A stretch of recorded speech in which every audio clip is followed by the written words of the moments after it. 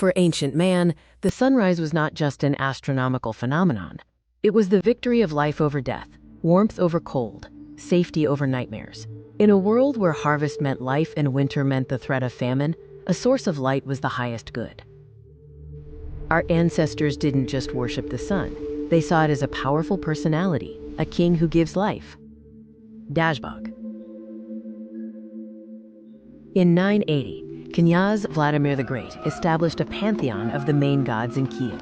Next to the formidable Perun stands Dazhbog. He was not a god of war or storms. He was the giver.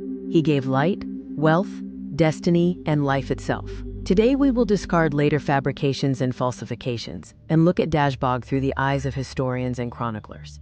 Who is Dazhbog? His name is the key to his essence. Most linguists agree. He is not simply the god of rain, as is sometimes mistakenly believed.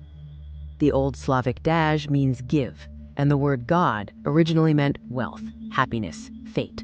So Dazhbog is God who gives, giver of good things. He is the generous hand of heaven. Unlike Perun, who punishes with lightning, Dazhbog is a peaceful, creative force.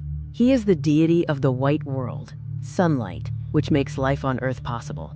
He is the guarantor of world order. Just as the sun rises and sets every day according to schedule, so Dazhbog watches over the observance of laws and truth on Earth. He is an all-seeing eye from which no crime can escape. We know about him not from fairy tales, but from official documents of the era. The tale of bygone years calls him one of the two most important gods after Perun. But the most interesting evidence comes from the Ipativ Chronicle of 1114.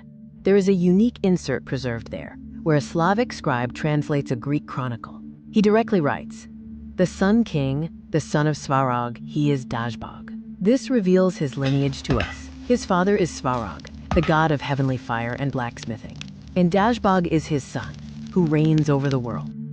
This is reminiscent of the Greek myth of Helios, son of Hyperion. Ancient Ukrainians believed that the era of Svarog, the era of creation, had ended, and the time of Dazhbog had come, the era of law, wealth, and state building.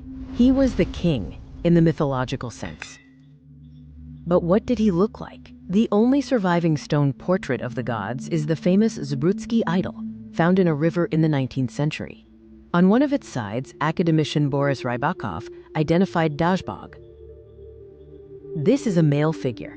On his clothes is engraved a wheel with 6 spokes, an ancient symbol of the sun. He stands next to Perun.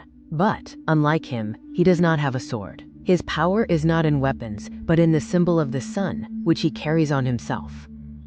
In the brilliant poem, The Tale of Igor's Campaign, the author calls the Rus, that is, you and I, Dazhbog's grandchildren. This is not just a poetic metaphor. It indicates the existence of a powerful myth about the origin of the people. The Rus's knyazes and their subjects considered themselves direct descendants of the sun god. He was their ancestor and patron. When the poem says, the life of Dazhbog's grandson was lost, it means that due to the knyazes' wars, the entire people are declining, losing the support of their heavenly grandfather. Interesting fact, in folklore, the sun often appears in a female form as the mother or the virgin.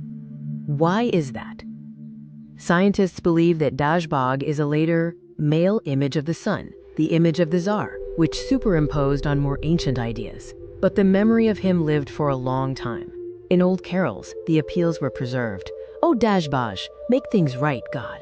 People asked him to make things right, to put the world in order and to bring spring. With the advent of Christianity, Dazhbog did not become a demon, as happened with other gods. His functions as the light of the world and the sun of truth harmoniously transitioned into the image of Jesus Christ. Moreover, the very name Dazhbog lost its sacredness and became human. In the 16th-17th centuries, during the Grand Duchy of Lithuania, we meet nobles with the name Dazhbog. For example, the famous magnate Alexander Dazhbog Sapieha.